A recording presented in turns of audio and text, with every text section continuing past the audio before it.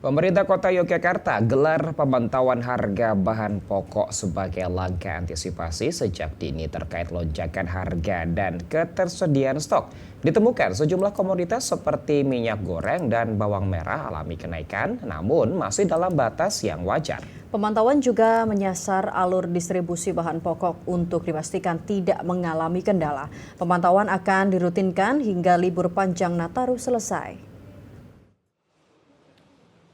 Jelang libur panjang Natal dan Tahun Baru 2025, pemerintah Kota Yogyakarta bersama tim pengendali inflasi daerah TPID DIY melakukan pemantauan harga dan ketersediaan bahan pokok di tingkat distributor, retail, hingga pasar tradisional.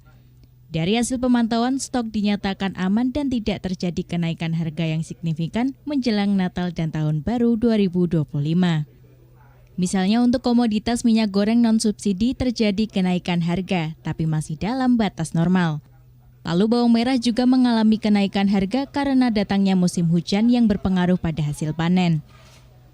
Berdasarkan pemantauan harga di pasar tradisional Sentul, bawang merah masih di kisaran harga Rp42.000 hingga Rp52.000 per kilogram, cabai Rp54.000 per kilogram. Daging sapi Rp128.000 sampai Rp136.000 per kilogram, daging ayam Rp35.000 per kilogram, dan minyak goreng Rp17.000 per liter.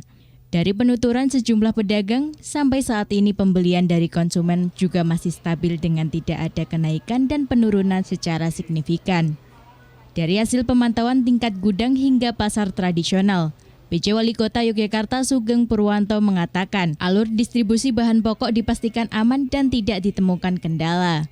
Ia menjamin masih akan terpenuhi jika terjadi lonjakan permintaan dari masyarakat saat libur panjang Natal dan Tahun Baru 2025.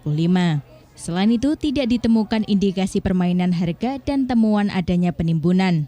Pemerintah Kota Yogyakarta pun tidak akan mentolerir jika ditemukan pihak-pihak yang memanfaatkan mencari keuntungan di libur panjang Natal dan Tahun Baru 2025.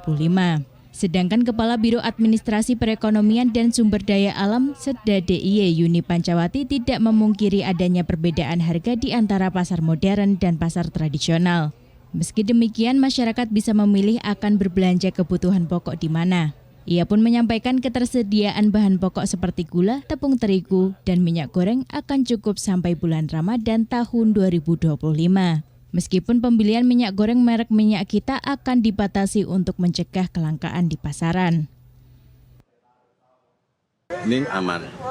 Kemudian mendekati Nataru, ini juga tidak adanya kenaikan harga yang signifikan. Cuman tadi memang minyak goreng ada yang harga berubah karena memang polisi kebijakannya yang memang berbeda. Jadi ada minyak yang harganya rendah karena itu subsidi, tapi ada minyak yang harganya tinggi ya karena kualitas dan non subsidi. Tapi secara umum harga di sini ini tidak terjadi lonjakan yang signifikan. Jualan minyak kita memang dibatasi, nanti pembeliannya adalah per KTP begitu dan ada batas maksimal pembelian untuk menghindari penimbunan. Tapi kalau di pasar modern itu juga cukup aman untuk minyak, tidak hanya minyak kita tapi minyak yang lainnya. Kemudian harga di supermarket tadi cenderung lebih mahal dari pasar ya, karena mungkin ada beberapa standar yang harus dipenuhi oleh mereka dan juga produk-produk itu sudah disortir dengan ada contohnya itu bawang merah ini sampai per kilonya 53.900 per kilo, ini hampir 54.000, sedangkan kalau di pasar tradisional berapa Bu Ambarnya tadi? 52. Jadi ada selisih gitu.